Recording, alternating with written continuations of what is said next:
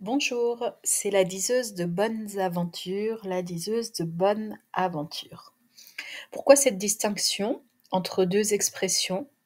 Eh bien parce qu'il y a beaucoup de sens, beaucoup de signifiants et de significations à observer dans ces deux dictions. La bonne aventure, la diseuse de bonne aventure, c'est la personne qui peut-être a un coup d'avance sur le futur, une vision longue distance. Et puis la diseuse de bonnes aventures, c'est le côté narratif pour explorer le passé, le rendre agréable dans nos émotions, dans notre souvenir, savoir le digérer notamment. Et aujourd'hui, nous allons nous pencher sur un classique, mais de chez classique. Le but, c'est m'aimer ou m'aimer. Alors là, on rentre de plein pied dans l'histoire des homophonies, pardon, ou j'allais dire de l'homophonie, bon, ça, au singulier ou au pluriel, ça reviendra exactement à la même chose. C'est la ressemblance, en fait, des sons, des mots qui ont même sonorité, ou quasi identique, hein. Ça existe dans tous les langages, quels qu'ils soient. Et le caractère de l'homophonie peut prêter à confusion au niveau du sens, évidemment. Donc là, vous le voyez écrit devant vous, le but c'est m'aimer ou m'aimer, d'accord? Donc en le voyant par le sens de la vision, la compréhension de la lecture, vous comprenez que vous avez quand même deux mots complètement différents. En revanche, la personne qui entendrait simplement la lecture, le but c'est m'aimer ou m'aimer, pour elle, la situation n'est pas si claire. Donc justement, nous allons prendre quelques instants pour éclairer le propos. Si je vous parle de m'aimer, ah bah oui, mais lequel en fait? Lequel ou laquelle, n'est-ce pas? Alors si je vous parle de m'aimer, de m'aimer, la mamie, la mémère, la grand-mère, d'accord? Eh bien, c'est parce que nous les humains, nous sommes quand même sujets, pendant, très longtemps dans notre vie, même quand nous sommes conscients de plein de choses, nous sommes sujets aux loyautés familiales inconscientes. Alors, les loyautés familiales inconscientes, en plus, ont la fâcheuse tendance à faire de l'ingérence et à se positionner dans le monde relationnel professionnel, le monde privé de manière générale, donc ça peut aller dans le couple, la relation avec les enfants, les amis, la famille, enfin bon, etc., quoi. Bref, les loyautés inconscientes, c'est tout ce que vous avez comme obligation dans votre façon de penser et de fonctionner, obligations qui sont en train de régir votre vie. Donc ce sont des règles inconscientes que vous avez admises comme règles et qui sont en train, eh bien, de réguler votre vie, ce qui est normal. De plus, notre cerveau fonctionne comme un ordinateur. Alors lui, les règles, il adore ça, parce qu'il dispatche l'information à droite, à gauche, etc. Finalement, on se rend compte, en plongeant à l'intérieur de soi, à l'aide de quelques méthodes qui existent de part et d'autre dans le monde, pour du développement individuel, euh, que si l'on se rapproche de son propre cœur, de son intériorité, on est plus éloigné des loyautés familiales inconscientes. Donc la première chose, ce serait de se rapprocher de soi. Mais bien sûr, ça semble aussi généraliste et puis parfois embêtant. Oui, vraiment embêtant. Ce fameux conseil de se rapprocher de soi. Si on est perdu, bah, c'est qu'on a perdu le chemin, c'est qu'on a perdu l'intériorité, le contact avec sa propre intériorité, que le langage est rompu. Alors bien sûr, quand on nous dit, eh bien, lâche prise, retourne à l'intérieur de toi, oui, bon, enfin, nous, on était juste en train de dire qu'on était paumé. Donc, ce n'est pas suffisant pour être aidé, se sentir aidé, accueilli, entendu. Alors il y aurait un autre point de vue, celui d'observer les blessures, ce qui ne fonctionne pas, ce qui fait mal, ce qui est contre la vie, ce qui donne trop d'importance à la destruction. Ça, c'est un point de vue, en fait, observateur,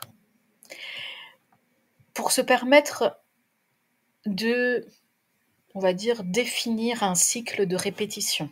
D'accord?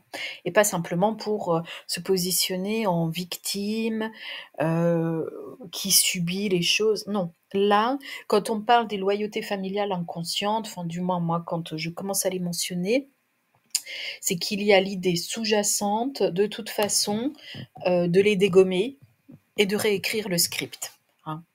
Parce que ça va, on n'est pas venu pour vivre la vie de 2 générations au-dessus de nous, voire plus, etc. On n'est pas obligé d'être dans les répétitions. Donc, ce qui fait mal, ce qui vous pousse dans les addictions, dans les compulsions, ce qui vous enferme, ce qui est explosif, ce qui vous amène à sans cesse devoir vous, je sais pas moi, vous blesser, etc. Bon, bah, là, déjà, vous pouvez être sûr que c'est quelque chose qui ne vous convient pas. C'est du bon sens, c'est de l'observation et de la palissade, c'est vrai, mais c'est un début d'idée tout de même. Vous pouvez observer aussi que dans une famille, dans un groupe, dans un clan, dans une équipe, il y a des phénomènes répétitifs parce que l'humain est ainsi, il est dans les répétitions. Alors, quand on travaille, quand on commence son travail sur soi en intériorité, on peut débloquer des cycles qui étaient plus ou moins anciens. Cela dépend de la façon de travailler, de la façon de déminer le terrain, je dirais. Mais en tout cas, à un moment donné, on peut avoir la sensation qu'on a bien nettoyé le sujet. Hein. Ah oui, c'est bien. Et puis en fait, il y a des effets de palier, donc il y a des calmes plats. Mais c'est bien parce que ça vous permet de vous reposer, de passer à autre chose, de lâcher prise sans vous en rendre compte. Et puis il y a un moment où il va se passer quelque chose et là, votre attention va être appelée par peut-être un phénomène de répétition de nouveau. Et à l'image de ce que nous avons devant nos yeux là pour l'instant avec les matrioshkas, eh bien, il y a un grand modèle qui va renfermer un modèle plus petit peut-être. Et c'est là aussi où, avec quelques bonnes méthodes, finalement assez simplistes, mais qui demandent tout de même de l'engagement personnel, on peut se permettre de déminer le terrain encore, de déloger des loyautés qui entravent l'individualité. Et par exemple, dans le monde professionnel, une loyauté mal placée pourrait permettre de protéger. Allez, on va le faire de façon classique, hein, même si c'est impensif, de protéger la hiérarchie quand elle est pourtant abusive. Il y a le phénomène aussi de peur, hein, bien sûr, qui donne à manger à ce système-là. Mais il y a et puis bon, le système aussi égotique qui fait qu'on pense parfois plus à sa peau qu'à celle du groupe et ainsi de suite. Mais bon, voilà, il peut y avoir une loyauté envers une hiérarchie parce que finalement, ce serait lié à la croyance que c'est grâce à la hiérarchie que nous avons de quoi gagner de l'argent. Alors qu'en réalité, si vous gagnez de l'argent à la fin du mois, c'est pas grâce à la hiérarchie, c'est grâce au travail que vous fournissez, qui est validé ou non par la hiérarchie. Vous voyez, c'est déjà différent comme positionnement. Donc, en fait, il y a des choses à ramener vers soi sans être parfaitement et purement égocentrique, mais c'est remettre de la valeur sur soi et puis peut-être diminuer un petit peu la valeur grandissante qu'on avait donnée de façon inconsciente à des personnages extérieurs qui font preuve d'autorité ou qui ont image d'autorité quand par exemple ils n'en ont pas réellement, de façon naturelle. Alors le but, c'est mémé, la mémère, la mamie, la grand-mère, ou m'aimer, c'est-à-dire me donner de l'amour à moi-même. Je vous laisse répondre.